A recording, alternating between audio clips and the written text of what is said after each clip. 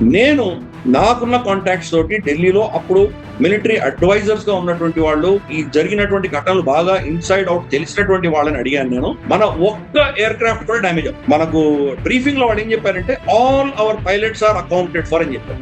మన పైలట్స్ ఎవరు చావలేదని ఒక స్టేట్మెంట్ మాత్రం ఇష్యూ చేశారు, కానీ ఎయిర్ క్రాఫ్ట్ నుంచి క్వైట్ గా ఉంది. మొదటి రోజు ఒక రఫైల్ టెక్నికల్ ప్రాబ్లమ్స్ వచ్చి ఎమర్జెన్సీ ల్యాండింగ్ చేయాల్సి వచ్చింది. దాన్ని అవుట్ ఆఫ్ యాక్షన్ పక్కన పెట్టి దాన్ని రిపేర్ చేసి మళ్ళీ దాన్ని వాడు. కానీ అది ఒక్కటి ఆ చిన్న ఇన్సిడెంట్ తప్పితే ఒక్క ఎయిర్ క్రాఫ్ట్ కూడా మనకి ఏమీ అవ్వదు. తర్వాత అమెరికాలో ఉన్నటువంటి ఎక్స్పర్ట్స్ ఏం చెప్పారంటే డికాయ్స్ మనం డిప్లాయ్ చేశాము. మన రఫైల్ వెళ్తుంటే కింద ఒక డికాయ్ వెళ్ళింది, సుకాయ్ వెళ్తుంటే డికాయ్ వెళ్ళింది. డికాయ్ లో ఉన్నటువంటి రెడార్ సిగ్నల్ దీంట్లో ఉన్న సిగ్నల్ ఒకటే లాగా. పాకిస్తాన్ ఏమనుకుందంటే ఇదే రఫైల్ అనుకుని డికాయ్స్ షూట్ చేసి, డికాయ్స్ $10,000 కంటే ఎక్కువ. కాబట్టి వాళ్ళు మేము రఫైల్ కొట్టామని వాళ్ళు నిత్యం మభ్య పెట్టి వాళ్ళని మనం తప్పించుకోవాలి. కాబట్టి ఈ ఎయిర్ ఫోర్స్ ట్రైనింగ్ అన్నది అంత అద్భుతంగా చేసింది. ఎందుకంటే ఇవన్నీ డిఫరెంట్ రఫైల్స్ వేరే, కాయిల్ వేరే, తేజస్ వేరే, ఇన్ని ప్లాట్ఫామ్స్ ని ఇంటగ్రేట్ చేస్తూ ఒకటిలో ఎక్కడ కన్ఫ్యూజన్ లేకుండా పర్ఫెక్ట్ గా అనుసంధానం చేయగలిగిన చాలా చిన్న విషయం. మన దాంట్లో IFF అంటే ఐడెంటిఫైయింగ్ ఫ్రెండ్ అండ్ ఫోన్ ఒక ప్రోటోకాల్. ఈ ప్రోటోకాల్ లేకనే కువైత్ లో వీళ్ళ F-15s